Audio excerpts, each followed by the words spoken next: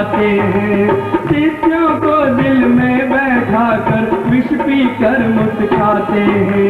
प्यार अपार करें जन जन से वैरागी कहलाते हैं। वे आन बसो मेरे हृदय में तुम ही रहो, मेरे हृदय में आन बसो, मन मंदिर में तुम ही रहो।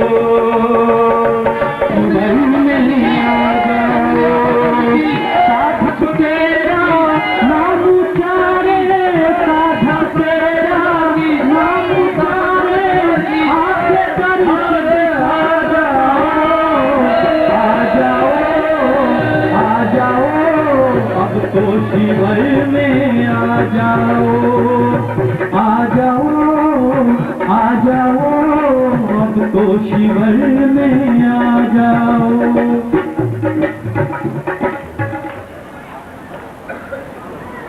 आप लोग बैठ जाए। भाई है राज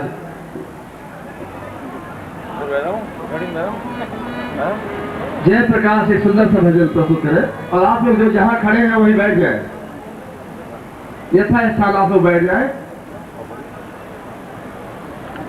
अभी भी जिन लोगों ने दीक्षा के नाम लिखाए हैं और इसलिए कहा कि आज का यह दुर्लभ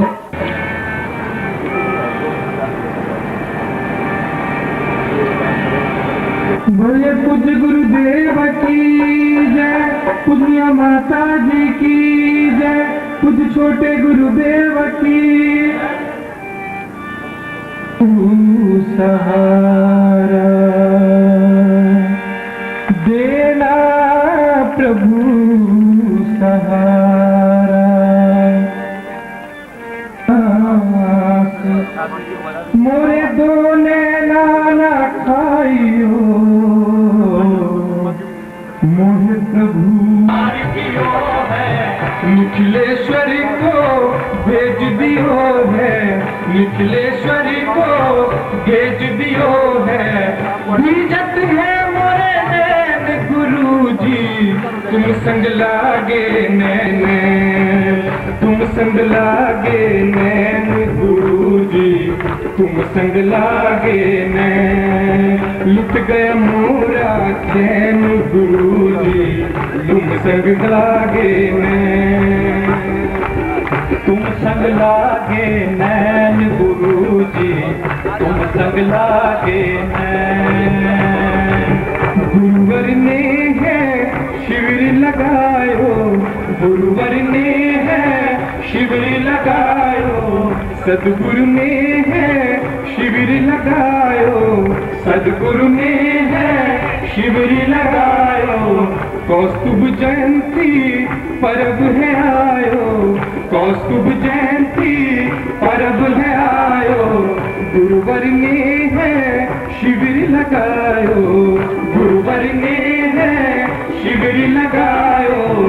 कौस्तुभ जयंती चैन हो जिया न पावे चैन गुरु जी, तुम संग लागे नैन गुरु जी, तुम संग लागे नैन। गुरुवर प्यारे मैया बैठी भाग्य हमारे, मैया बैठी भाग्य हमारे। छोटे गुरुवर संग विराजे, छोटे गुरुवर संग विराजे, छोटे गुरुवर संग विराजे, छोटे गुरुवर संग विराजे। अनहद ढोल नगारा बाजे, अनहद ढोल नगारा बाजे।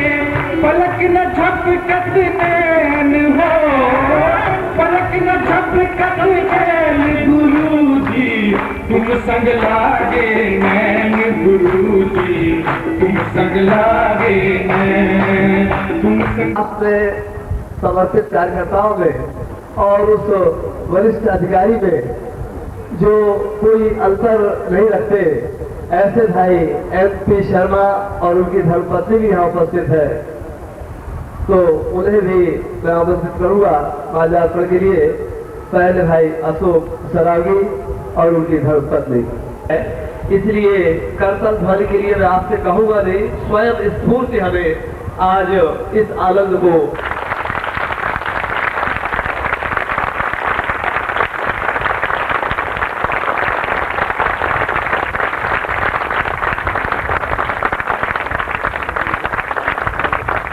रणजीत बनर्जी भी आ जाए।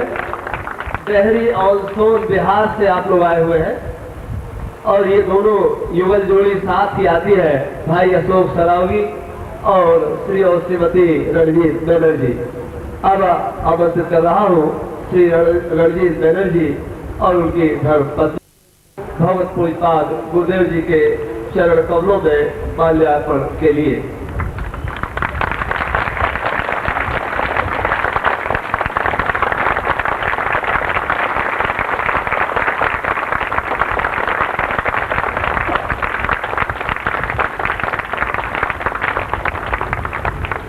आदरणीय MP शर्मा और उनकी धर्मपत्नी को आमंत्रित कर रहा हूँ भगवत पूज्यपाद गुरुदेव जी के चरण कमलों में माल्यार्पण करें हम सब की ओर से। भाई MP शर्मा और श्रीमती शर्मा एक साथ।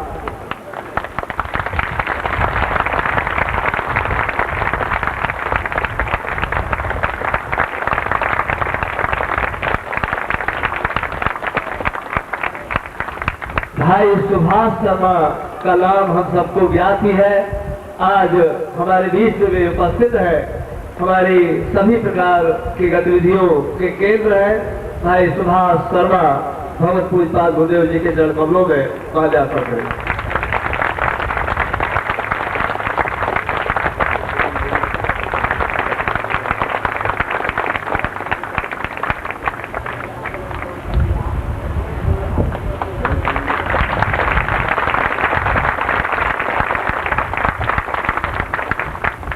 और अब जय घोष के माध्यम से ही भगवत पूज्यपाद गुरुदेव जी के चरण कमलों में हम यह प्रार्थना रख रहे हैं कि हे गुरुदेव, जैसा भी है आपने 5000 वर्षों का इतिहास तोड़ करके हमें जो एक अत्यंत दुर्लभ, अनिर्वचनीय, अतुलनीय सौभाग्य प्रदान किया है, वह दीक्षा हमें प्रदान करने की कृपा करें।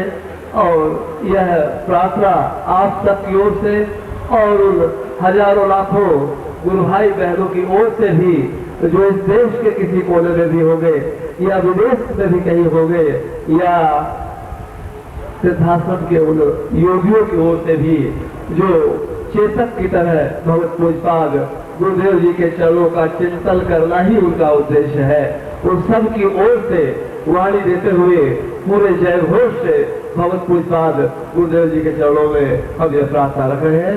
बिल्कुल पूज्य गुरुदेव की, पूज्य गुरुदेव की, पूज्य गुरुदेव की, माता जी की, माता जी की, पूज्य गुरुदेव की, सारे परिवार की।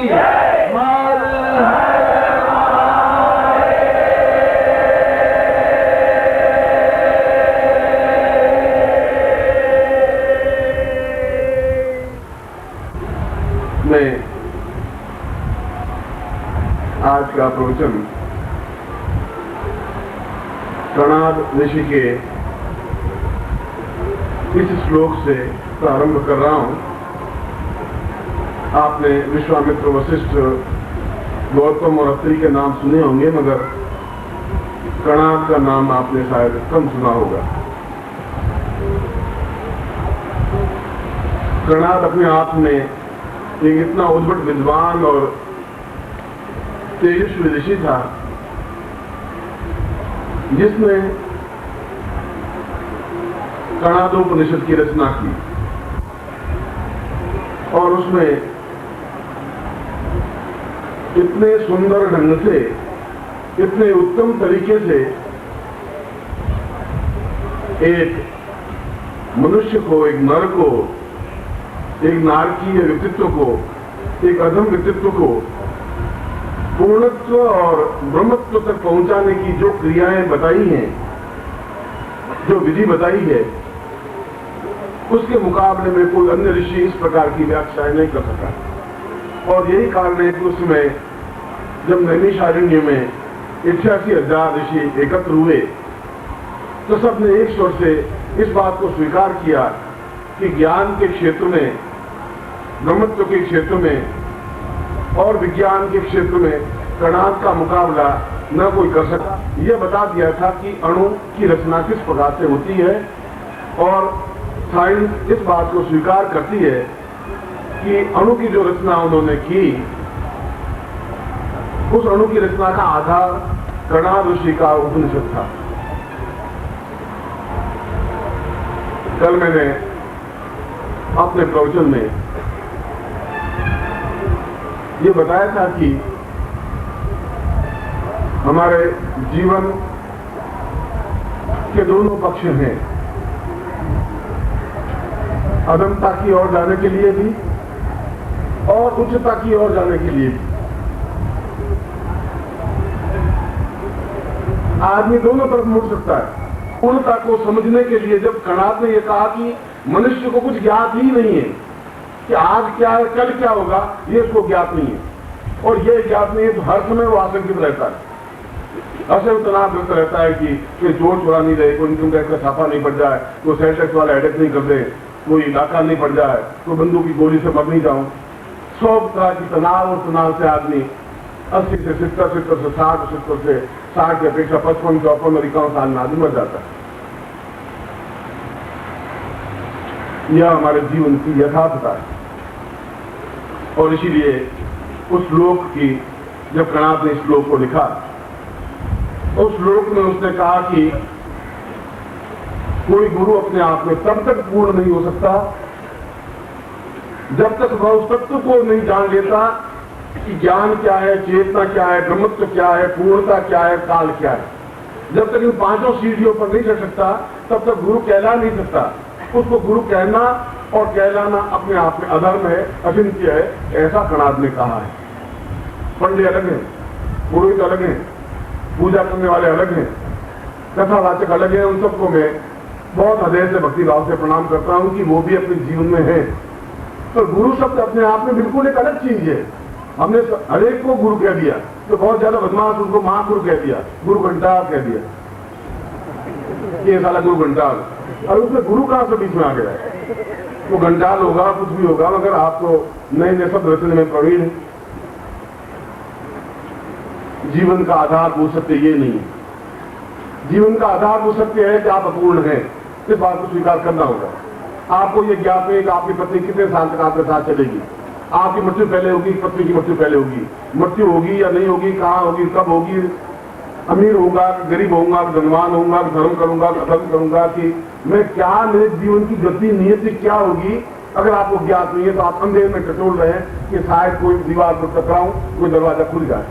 इसलिए रूप अंधकार में एक दरवाजे, एक कमरे के अंदर आप लगा रहे हैं चक्कर, और चक्कर लगाते लगाते आपको ज्ञात नहीं हो रहा है कि कौन सी खिड़की है जहां मैं टच करूं, स्पर्श करूं, खिड़की खुल जाए, रोशनी अंदर आ जाए, मालूम पड़ जाए कि मैं कहां हूं, कहां से जाऊं। उस खिड़की का नाम गुरु है, उस दरवाजे का नाम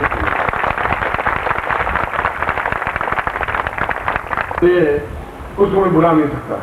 इसलिए नहीं बुला सकता कि मैं देखता हूं कल भी और आज भी, और आज से 5 साल पहले भी, 2 साल पहले भी, आज भी मैं गर्व से सिर ऊंचा उठा करके कह सकता हूं कि ऐसे शिष्य संसार में किसी गुरु के पास है ही नहीं, वो नहीं।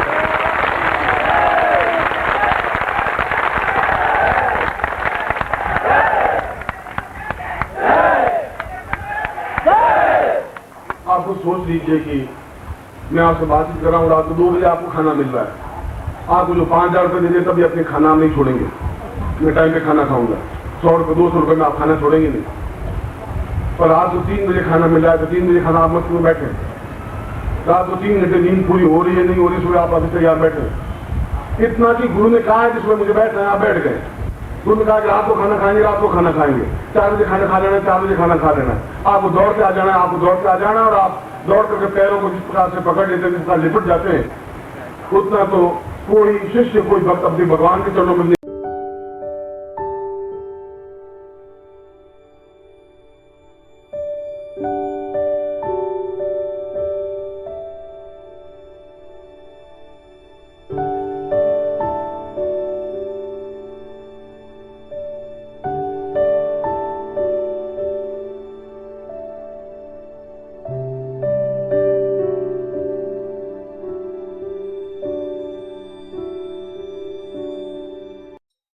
ओम परम तत्वाय नारायणाय गुरुभ्यो नमः।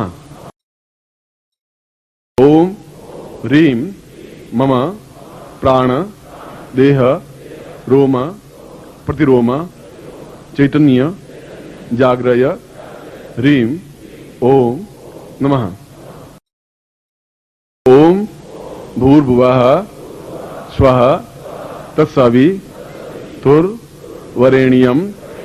भर्गो देवस्य धीमहि धियो यो नः प्रचोदयात्।